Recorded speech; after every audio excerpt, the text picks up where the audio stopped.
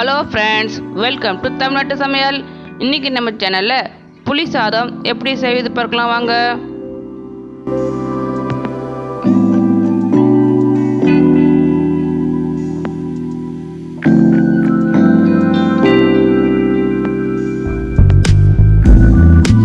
நான் இன்றைக்கி புளி சாதத்துக்கு பவுடர் ரெடி பண்ணிடுறேன். 7 காஞ்ச மிளகாய், 1 ஸ்பூன் மிளகு, 2 ஸ்பூன் தனியா, 1 ஸ்பூன் வெந்தயம், ஒரு வானலில் 1/2 ஸ்பூன் ஆயில் விட்டுடலாம். நல்லெண்ணெய் தான் யூஸ் பண்ணணும், நல்லாயிருக்கும். மிளகு போட்டுடலாம், வெந்தயம் தனியா போட்டுடலாம், லைட்டாக வறுத்துடலாம். காஞ்ச மிளகாய் போட்டுடலாம், போட்டு வறுத்து ஆறுனதும் ரெடியாக பவுடர் ரெடி பண்ணி வச்சிடலாம். ஒரு 2 எலுமிச்சம் அளவு புளி எடுத்துருக்கேன், அரை மணி நேரம் ஊற வச்சுருக்கேன். தாளிக்கிறதுக்கு கடுகு எடுத்துக்கலாம்.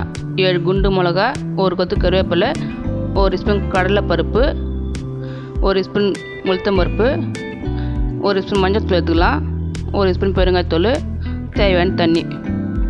ஒரு வானலில் 4 ஸ்பூன் ஆயில் விடுறேன், 1 ஸ்பூன் கடுகு போட்டுறேன், உளுத்தம்பருப்பு கடலைப்பருப்பு எல்லாம் போட்டுறேன். லைட்டாக வறுத்து எடுத்துலாம். குண்டு மிளகாய் போட்டுலாம். இதுக்கு நல்லெண்ணெய் தான் நல்லாயிருக்கும், வாசனையாக இருக்கும். 1 ஸ்பூன் மஞ்சள் போடுறேன். புளி வடிகட்டி வச்சுருக்கேன், அது ஊற்றிடலாம். ஒரு கிளறிட்டு பெருங்காயத்தூள் போட்டுடலாம். 1 ஸ்பூன் போடுறேன்.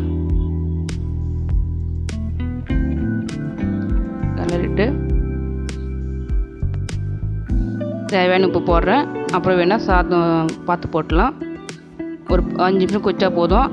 இதேமாதிரி எண்ணெய் நல்லா மிதக்கும். நான் பவுட்ரு வந்து நான் 1 டீஸ்பூன் போடுறேன். நீங்கள் வேணால் பார்த்து போட்டுங்க. எனக்கு இந்த அளவுக்கு 1 டீஸ்பூன் போதும். நான் ஏற்கனவே சாதம் வடித்து ஆற வச்சுருக்கேன். காபடி அரிசி போட்டு கலரிடலாம்.